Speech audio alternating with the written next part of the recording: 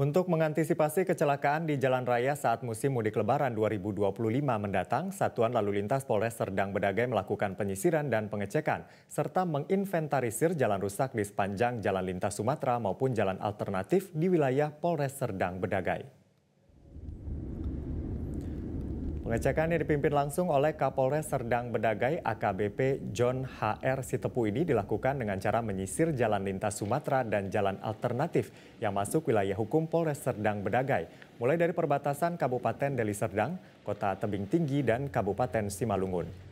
Jika terjadi kerusakan di jalan lintas Sumatera ini, petugas Polantas Polres Serdang Bedagai akan menandai dengan menyemprotkan cat putih dan mendata yang nantinya akan disampaikan serta dikoordinasikan dengan pihak Balai Besar Pelaksanaan Jalan Nasional Sumatera Utara dan pihak PUPR Kabupaten Serdang Bedagai untuk perbaikan jalan alternatif.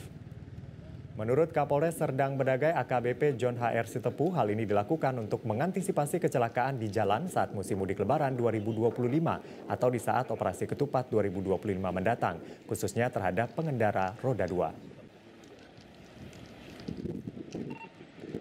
Yang ada rusak, tadi sudah kita tandai beberapa titik yang memang rusak yang sekiranya dapat membahayakan pengemudi khususnya roda 2.